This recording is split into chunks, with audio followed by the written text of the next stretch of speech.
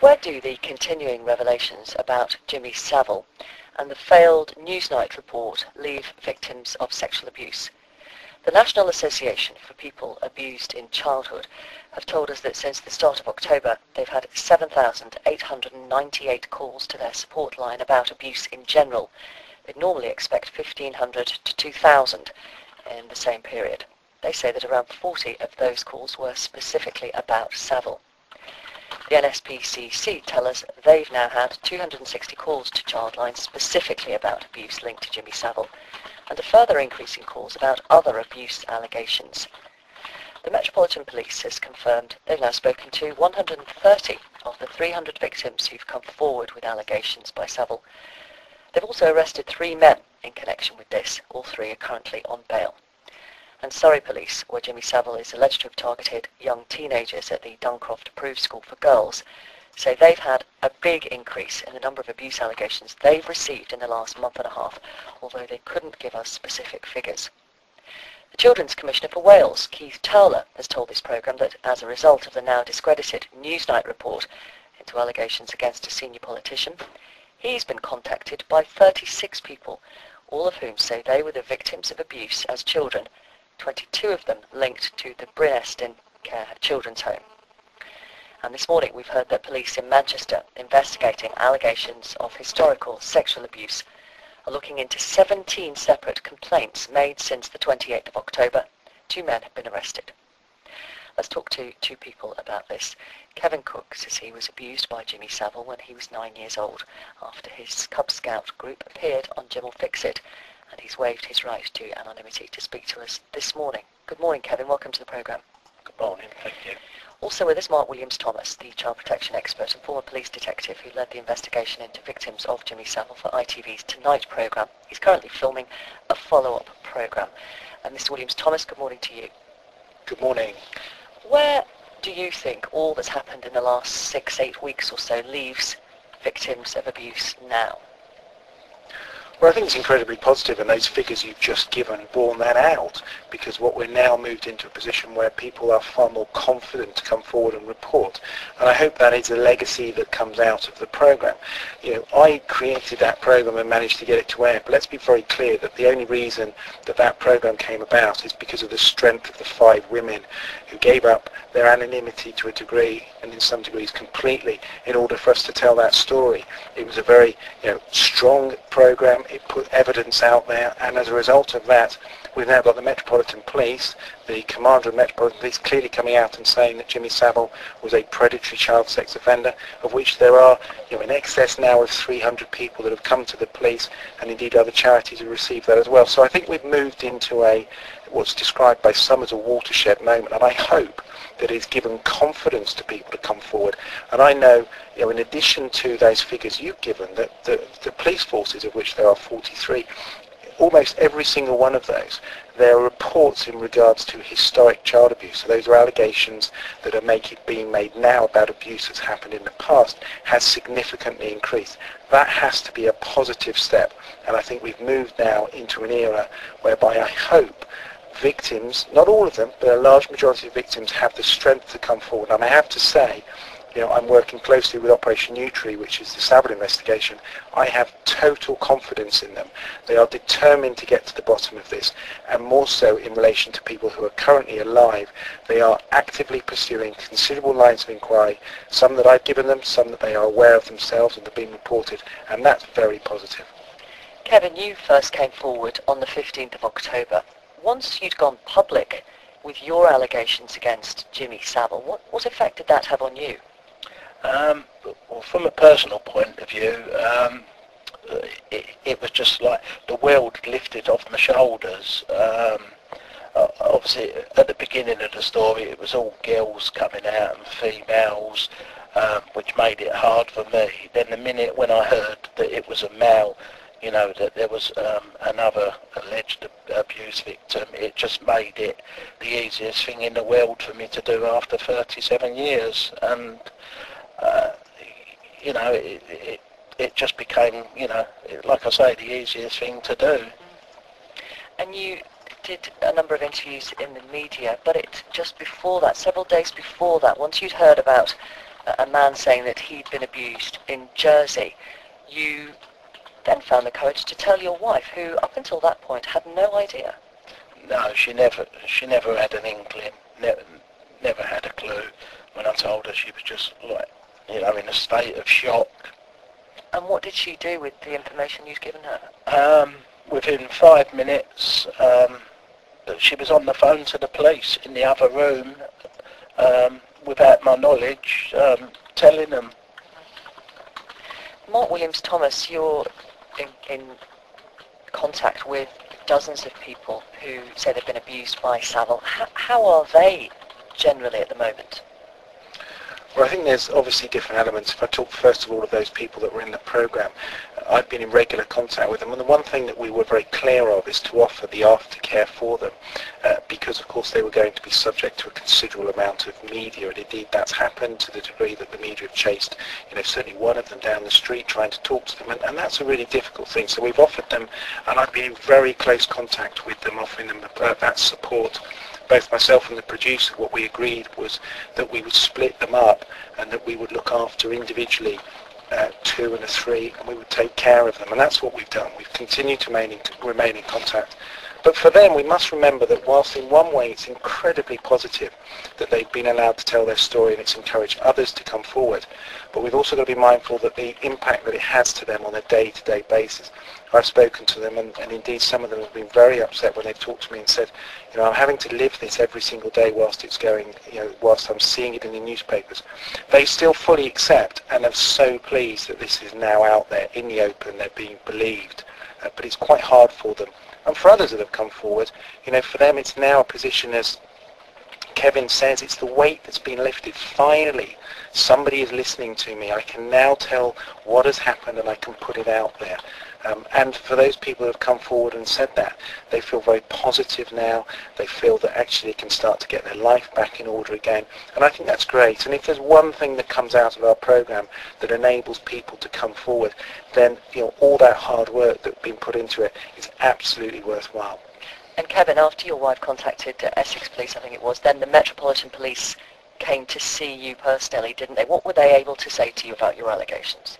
Well, when the officers interviewed me, they'd said, obviously they'd spoke, it was quite early on in the inquiry, and they'd spoken to other people, but the main thing was for me that I felt believed, like that was, an important thing for me, and that some of the stuff that I'd spoke to them about, they'd heard before,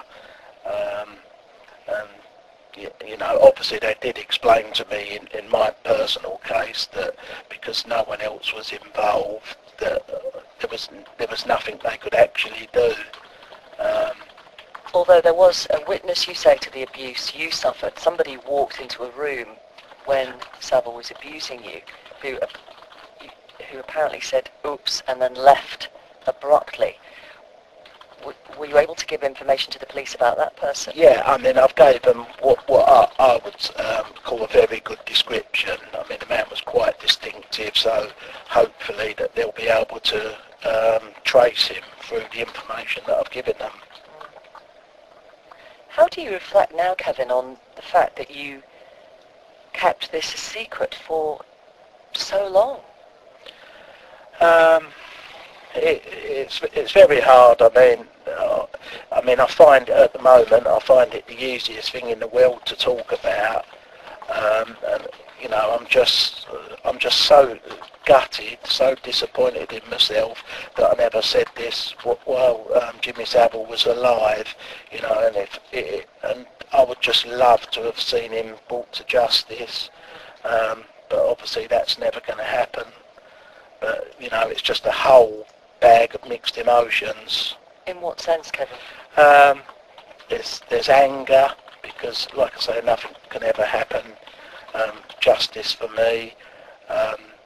There's like feeling of disappointment that obviously I'm speaking about it almost every day now, publicly, and obviously I didn't have the courage to do it previously. And then there's anger, because if I would have said something, abuse took place in 1976, if I would have said something after that, then I could have possibly put a stop to the victims, being abused after myself, and that I have to live with.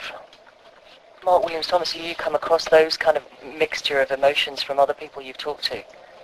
Yeah, I think, Kevin, let me talk directly to you. Let me be very clear to you, Kevin, and I'm sure that the police officers probably reiterated this again. Jimmy Savile was an adult, you were a child.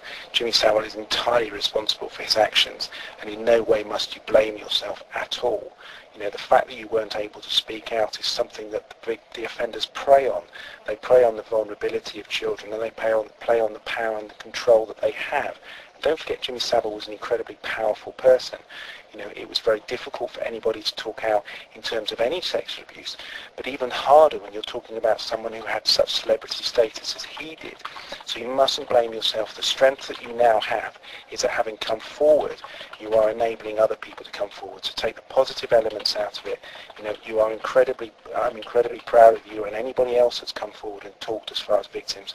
And let's see if we can now move into a new era where we are addressing the issues, we are believing children, we are listening to children, and hopefully we can make it easier to collect that evidence. And I think both the criminal justice system, policing system need to look again and say, can we do more to take accounts from children so that we are not entirely reliant on their evidence? Can we investigate these things better? Yeah, thanks. Obviously, it's a great comfort to, hear someone, like yourself sort of, saying it with the courage, but, I just wish I had it all them years ago. Listen, you're a child, Kevin. Your courage that you show now, having come forward and talked about it, is the courage. And people will be listening to this going, you're an incredibly brave man, and so are all those other people.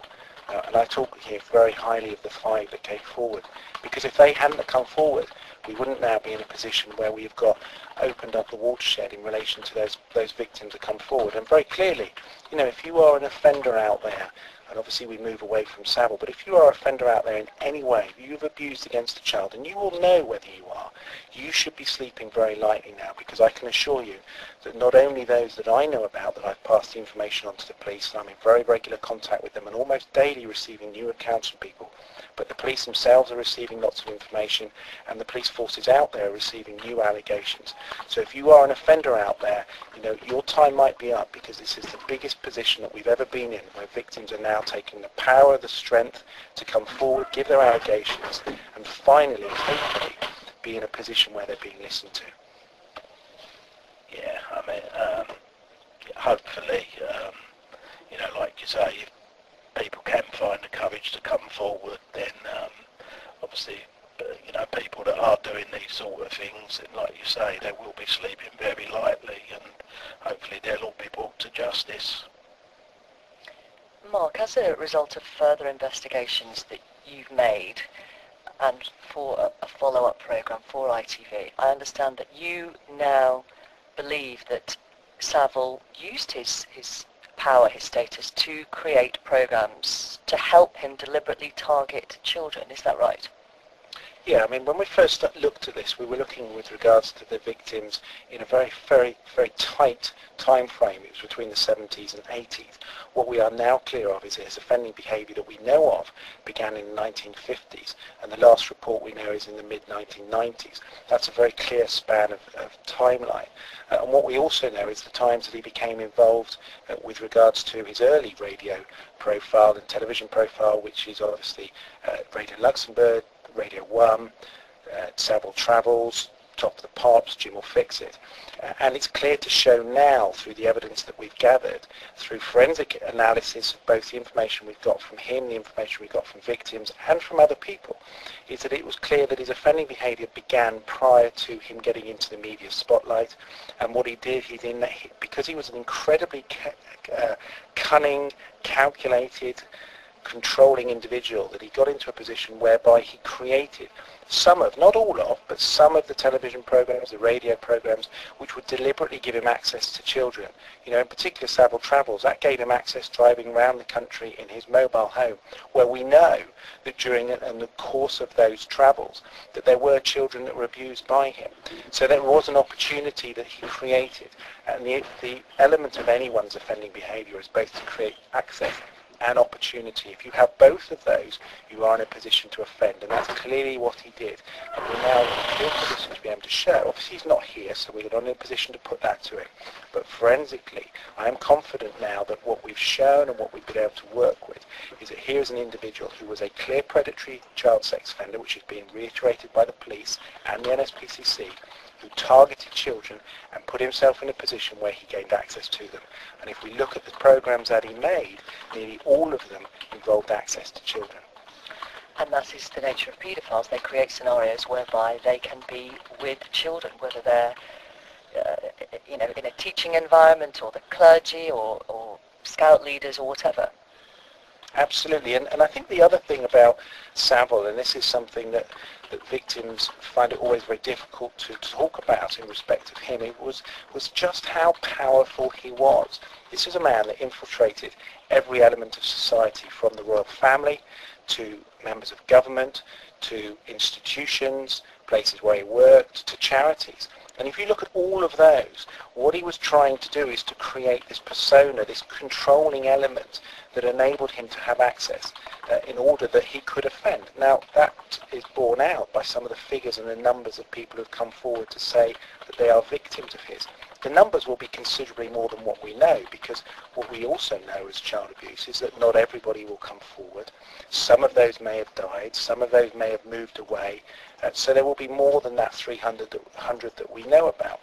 But I hope that moving forward, and we've lost a bit of the focus over the last couple of days, over the last week, so because of course that focus has turned towards the BBC, and whilst the BBC, other organisations, Broadmoor, Stoke Mandeville, have questions that need answering, we must remain what is the whole purpose of my programme, the whole purpose of these people speaking forward, and the whole purpose of the strength that Kevin had to come forward, and that is about child abuse. Let's keep the focus on child abuse, let's keep talking about it, let's make it so that we're in a confident position that if you are a victim of child abuse, you now have the confidence that not only will you be listened to, but action will be taken. And I hope this is a wake-up time for both police and the criminal justice system to start thinking, we've got to do this better, because at times in the past we've let people down. Does the failed Newsnight report potentially damage the prospect of victims coming forward because they will be worried about not being believed potentially? Well, I think that was a concern that I had, and I'm very pleased to hear that the Children's Commissioner of Wales has obviously received some phone calls as a result of that. So that's very positive, because of course had that piece not have run on Newsnight, we wouldn't now be talking about the North Wales inquiry for Inestin, and we certainly wouldn't be in a position where those new accounts, allegations were going to the Children's Commissioner for Wales, who was a very, very competent individual. So I'm very pleased, and I think all the negativity that perhaps has surrounded all of that, I think let's take the positive elements of it and say that actually as a result of that Newsnight investigation, we've now opened up another line of inquiry where abuse has potentially not been properly investigated. Kevin, how, broadly speaking, how have you coped with the media attention over the last few weeks? It's been hard. Initially, I did the interview for the Sun newspaper. A bit naively, I thought that would be it. And then on the Monday when it came out, there was a deluge of TV and press sort of chasing me around my house, and which obviously I couldn't understand. But the longer it's gone on, obviously, like I say, because I've spoken out, it is becoming easier to speak about. So when I'm invited on these programs, you know, I mean, I sort of do them, and in the back of my mind, I'm just hoping that I'm helping. If I could just help one person, you know, especially as being a male, it was like really hard to come forward. And even now, I think I only know of 2 males that have come forward. I'm assuming that because of the numbers that have, allegedly come forward, that there's going to be more. Once you've done it, you do get used to it, but at the same time, you lie in bed thinking about it, and it does sort of keep it all fresh, and it brings all the memories back when you're just trying to bury them. Lee in Birmingham is listening to you speak, Kevin. He sent this text to me, which I'd like to read to you. Please thank Kevin for his incredible bravery. He is helping children now who are being abused. I'm not brave enough to speak of it, even now when my abuser is also dead. Kevin, on our behalf, I'm telling you, you are a hero. Yeah, no, far from that. I mean, the five ladies that spoke out initially, for them to come forward and do what they've done, I mean, that is an incredibly brave thing to do. Obviously, there was no other people that had come forward, and for them, to be the first ones to, they're the brave ones, not myself. Mark Williams-Thomas, there are now several inquiries. We have police investigations, 2 inquiries the Prime Minister set up into North Wales, several at the BBC. What do you think about the number set up? Yeah, I think we clearly have to learn lessons from this, and that's the key element. My concern always is with inquiries that are set up within organisations. They're not being set up with the individual parameters that are being designed by that organisation. They're not truly independent, and that potentially causes a problem. I think what we have to do now is to wait for the response that comes from those independent inquiries, see what the outcome is, and then see whether we need to do some more. The problem, of course, potentially, is that who's pulling all that data together, who's actually going to learn the lessons from it. And you'll see from my next program, which is trying to create more of a pull together a timeline, a forensic examination of Jimmy Savile, and to try to look to see whether organisations were accountable in any elements of Jimmy Savile's work, is that the clear point that I make and the theme that runs through it is that this is about child abuse, and this is about what do we need to do as a society, as organisations, as authorities, to make it easier for children to come forward and report those allegations, and most importantly, what can we do better within the criminal justice system to make sure that those allegations get to court and get properly dealt with through the criminal justice system. Here's a text from Tony in Tunbridge Wells, Mark, which I'll put to you. Victim Steve Measham has not found peace for making a simple mistake for which he has apologised. He has been vilified by some parts of the print media. This is not likely to encourage other victims to come forward. Yeah, I think with regards to Steve, I've been in contact with him. I've obviously seen some of the correspondence and the communications being written about him, and I have been incredibly supportive of him, both through my tweets and the general correspondence that I've said about him. I think we've got to be very careful. I wrote a piece, or was in a piece last week in The Guardian, with regards to, we have to be very careful that we don't use victims as a vehicle for other people's gain. And I think in terms of summing that up, it was about, these are vulnerable people. These takes weeks and months of investigations. It took me 10 months to get 5 people confident enough to talk on camera to expose the Jimmy Savile investigation. This is something that you can't do overnight or in a matter of days. You need to build their confidence, you need to get their trust, and you need to be in a position where you're going to honour that and take great care of them. And that is why, with all the people that I've spoken to, all those people that appeared in our programme, there was a great aftercare package in relation to them. So, I don't know enough with regards to Steve specifically, but quite clearly, we need to look after people when we involve them in the media. It's the very first time they've been in. Kevin himself talked about, he worries about when he does a media interview what the result and what the impact of that is going to be.